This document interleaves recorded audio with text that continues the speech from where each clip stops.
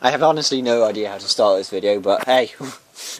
Hi there! Yes, joined with me today is Jamie Sykes, as I call Psycho. And I'm the light man at the moment. Yes, unfortunately, we've got the lights on. Unfortunately, there's only 3 that actually work in this building. So we're having to, we're having to supplement the light at the minute. As you can see, we've got an XRK tank stick that's been modded with completely different buttons, although it has the original black buttons here. It's got joysticks. Yeah, and different joysticks. We'll tell you. Well, do you want to explain why, Psycho? Originally, I bought mine here over there. Well, the 4-slot. This is actually, yeah. Really shouldn't. This is the 4-slot I've mentioned in previous videos, which is the one where it's got the nice, what's it called? Vinyl, black vinyl. And then this is, it's got 2 games. This is funny because I want to point this out because this keeps confusing me. These bloody labels are not original. Before anyone asks, they're actually, if you look at them, you can see there's sellotape all around. These are just ones I printed out of my Works printer, laser printer, and they keep deceiving me. I keep looking at them and thinking they're proper cards, but they're not. Ay.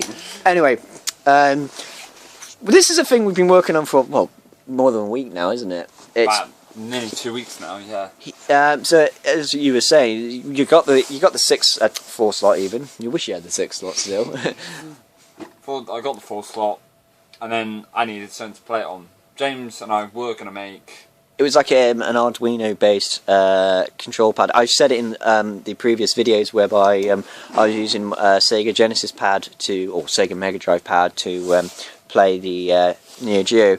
So what I've been doing is, what I was doing is, was trying to get it to working for him, and then he went and bought this.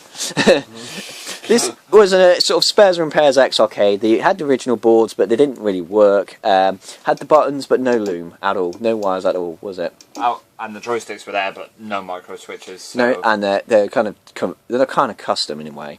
But so what we've done, we already had joysticks and buttons. Don't worry about that for a second. We already had joysticks and buttons from the other project. Yeah, we were going to use it on an actual cabinet, but that never worked.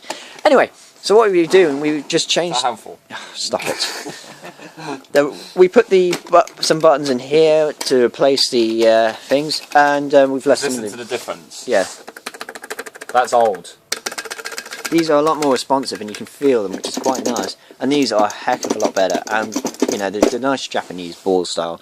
Anyway, this trackball we got working as well, but we just had to plug it into USB because it's just literally a mouse. So that works, but we can't use it. Although it'd be great to get that working on this product. Eventually, yeah. So what was your intention when you got this? But basically, turn it into a supergun was. And if you've never heard of the term supergun, it's basically a control panel with power supply and video circuitry and all that, just to play arcade boards. And basically an arcade cabinet without the monitor. Yeah, basically an arcade cabinet, just the control panel. And if we have a look at the wiring, I'll just take out the cables here. Yeah, it's starting to look like one. There's a lot of wires, although this isn't all the circuitry. This is some of the loom here, some of the loom here, some of the loom here. And we've got some loom going into the back there, and a big old speaker, which actually, he's just hot glued that in place. But it's A, weirdly holding in place, and B, it sounds amazing. It sounds really good for where it is. And then the rest of the loom is... This is, yeah, we've got a power supply here. This is this is actually what we call it's not a mini ITX power supply, it's a sort of rack mount power supply. It's in a weird format, but we got this specifically mainly because this thing is so small on the inside, we just couldn't fit a normal power supply in there. So we've had to modify that, and we're not quite happy, but you know, as things do go on. It works for now. And all this wiring goes into this Arduino based circuit over here, which is all my design. Basically, this was originally going to be used for running like Mega Drive controllers, but what it's actually ended up doing is just to save on wires, and so we could use a nice 20-pin connector down here. It's basically follow you around with the light. Yeah, it's basically getting at the minute, most of the buttons and the joysticks. The only 2 that don't work are those. Those 2 don't work, and the top 3 don't work. But we're not really going to use. We're not going to use anyway. Not at the minute, because you really don't need 8 buttons. Then we've got it going into shift registers here, which I've gone on in a previous video, and a couple of other bits. This LED is actually a bicolor LED, and although you've shown, what we'll do is we'll show you that it actually has a nice little fancy fading effect. But that tells you the status of the power supply, because this is a software-based power mechanism. So if you press that little switch down there, it turns it on. If you press it again, it turns it off. And yeah. So that's basically, this is handling sort of the inputs, and it's also handling the power supply, and then the rest will be all on little boards eventually. It will be internal eventually. It's just sprawled out over here. And this is again more shift registers, but these are output ones, 595s. These just connect straight up into the JammAduino. Have a couple of you know, a bypass cap and a couple of things, and these just go straight into the Arduino, because basically this allows us to use any controller setup we want. I just have to program it, which is quite nice. And then over here we've got a nice switch, which because the Neo Geo, the speaker position differs between you know, differs from Jamma. This just changes it from Jamma to Neo Geo, and I've put it on backwards. Well done, James. But yeah, this is based, and the reason, some people ask me, why didn't you just do straight wire connections? Well, because A, I wanted to, and B, we wanted just a 20-pin connector, because they're easy to get for us, you know, down to Maplin, just a couple of quid. We're difficult, that's... Yeah, and that's the other thing. Anyway, plus then we can't have a nice fading LED. So if we turn it on, and I'm going to press a switch down here, it goes a nicely fade screen. I took out the video cable. It's over there. And bing! And there we go. What we'll do is we'll just show you a quick game of how that it does actually work. So what do there you go. Oh, it's not going to show up very well on camera, but trust us, it does work, and it's quite fun to play.